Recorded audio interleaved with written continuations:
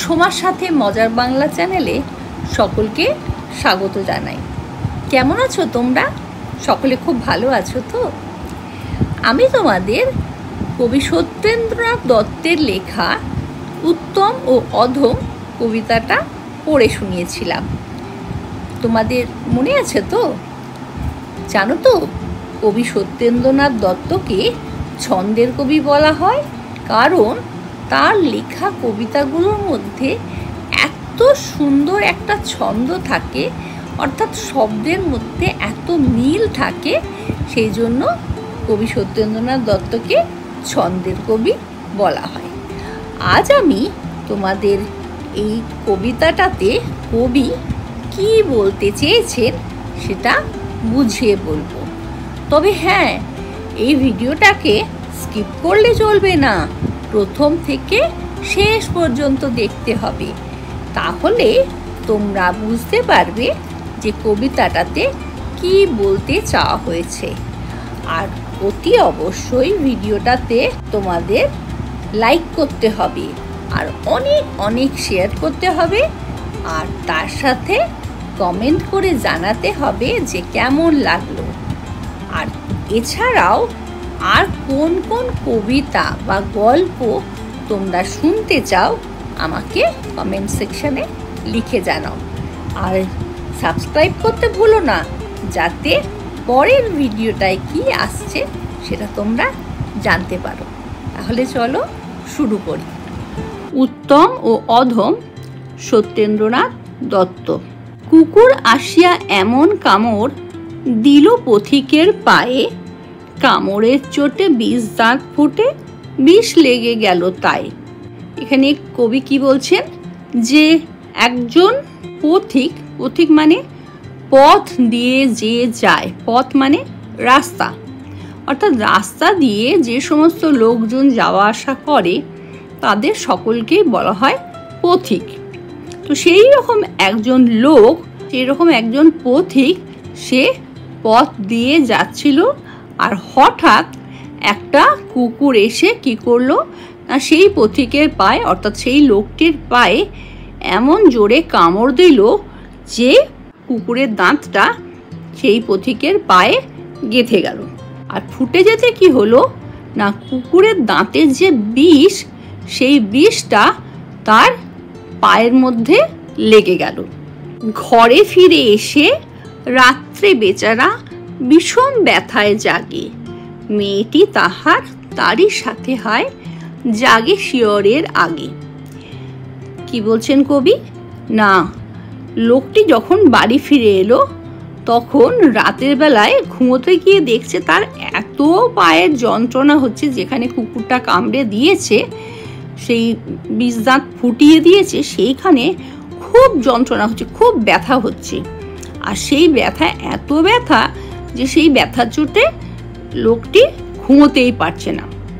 আর শুধু যে এই লোকটি জেগে রয়েছে ব্যথার জন্য তা নয়, তার সঙ্গে তার একটি মেয়ে ছিল, সেই মেয়েটিও কি করছে না, তার সঙ্গে জেগে বসে রয়েছে। কোথায় না, জাগে শিয়রের আগে। শিয়র মানে মাথা। এই লোকটির মাথার কাছে মেয়েটি জেগে বসে রয়েছে।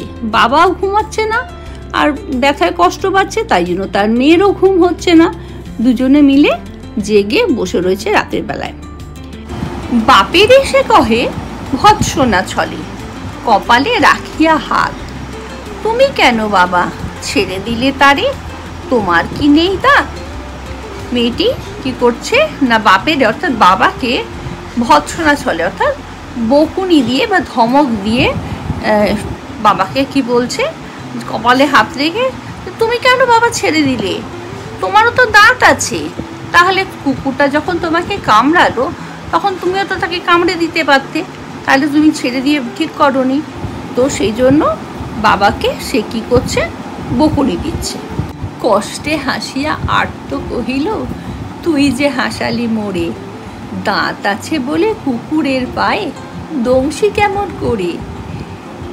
এখানে আর্ত বলতে দুঃখী লোকটা, অর্থাৎ যার কষ্ট হচ্ছে, এই যে অসুস্থ পীড়িত লোকটিকে বোঝানো হচ্ছে, কারণ সেই লোকটি এখন অসুস্থ, তার পায়ে কুকুরে কামড়ে দিয়েছে, আর সেই কামড়ানো জায়গায় তার খুব যন্ত্রণা করছে। সেই কষ্টের মধ্যেও লোকটা কি করছে না, তার মেয়ের কথা শুনে হাসছে। কারণ তার মেয়ে বলেছে যে তোমার যখন দাঁত আছে তুমি তাহলে কুকুরটাকে ছাড়লে কেন? তো সেই জন্য বাবা বলছে যে দাঁত আছে বলে কুকুরের পায়ে দংশি কেমন করে, অর্থাৎ আমার দাঁত আছে ঠিক কথাই, কিন্তু আমার দাঁত থাকলেও আমি কুকুরটার পায়ে কামড়াবো কেমন করে? কুকুরের কাজ কুকুর করেছে, কামড় দিয়েছে পায়ে, তা বলে কুকুরে কামড়ানো কি রে মানুষের শোভা পায়? বলছে কুকুরের কাজ কি না, কুকুরের কাজ হচ্ছে কামড়ানো, তাই জন্য সে তার কাজই করেছে, অর্থাৎ পায়ে কামড়ে দিয়েছে। কিন্তু মানুষ কি কখনো একটা কুকুরকে কামড়াতে পারে? যেহেতু কুকুর মানুষকে কামড়েছে বলে এটা তো মানুষকে ঠিক শোভা পায় না, অর্থাৎ মানায় না। এখানে কবিতাটার নাম উত্তম ও অধম দেওয়া হয়েছে, তার কারণ হচ্ছে কুকুর হচ্ছে অবলা জীব, সে কিছু বলতে পারে না, অবুঝ, সে তার নিজের কাজ করছে, অর্থাৎ কামড়ে দিয়েছে। কিন্তু একটা মানুষ, তার তো অনেক জ্ঞান আছে, বুদ্ধি আছে, বিবেচনা রয়েছে, মনুষ্যত্ব রয়েছে, সেই জন্য সে হচ্ছে সবচেয়ে শ্রেষ্ঠ। জীবকুলের মধ্যে সবচেয়ে শ্রেষ্ঠ হচ্ছে মানুষ, তাই জন্য মানুষ হচ্ছে উত্তম। এই কারণে লোকটি বলছে যে কুকুরের যেটা কাজ সেটা কুকুরকে মানাচ্ছে, সে কামড়ে দিচ্ছে, কিন্তু মানুষ যেহেতু শ্রেষ্ঠ জীব, সেই জন্য মানুষ যদি কুকুরকে কামড়ায় তাহলে সেটা একেবারেই শোভা পায় না, একেবারে মানায় না, সেটা মানুষ করতে পারে না। অনেক সময় কি হয়, কেউ যদি কারোর উপকার করে তাহলে সেই উপকার তারা ভুলে যায়, ভুলে গিয়ে সেই উপকারের ক্ষতি করে বসে। তো এখানে সেই উপকারী ব্যক্তিটি, অর্থাৎ যে অন্যকে উপকার করেছে, সেও যদি ওই একই রকমভাবে ওই লোকটির ক্ষতি করে, অর্থাৎ যে অপকার করেছে তার যদি ক্ষতি করে, তাহলে কি সে একই রকম থাকলো না? তাহলে তো সেও ওর মতনই খারাপ হয়ে গেল। তাই জন্য যার যেটা কাজ সে সেটা করবে, তাকে বলে কোনো লাভ নেই। কিন্তু আমার উচিত আমি যেন সেটাকে বুঝতে পারি, কোনটা ঠিক কোনটা ভুল, এটা যেন আমরা বুঝতে পারি, আর সেই বুঝেই যেন আমরা চলতে পারি, তবেই আমরা কি হতে পারবো, উত্তম হতে পারবো, অর্থাৎ শ্রেষ্ঠ হতে পারবো। কবি আমাদের সেই শিক্ষাই এই কবিতার মাধ্যমে দিচ্ছে। তাহলে তোমরা সকলে বুঝতে পারলে তো? এবার তোমাদের কি কাজ, তোমরা এই ভিডিওটাকে লাইক করো, শেয়ার করো, আর কমেন্ট করো তোমাদের আর কি গল্প বা কবিতা শোনার প্রয়োজন আছে, আর সেই সঙ্গে অতি অবশ্যই সাবস্ক্রাইব করো, যাতে পরের ভিডিও কি আসছে তোমরা দেখতে পারো। তাহলে আজকের মতো tata, bye bye, thank you.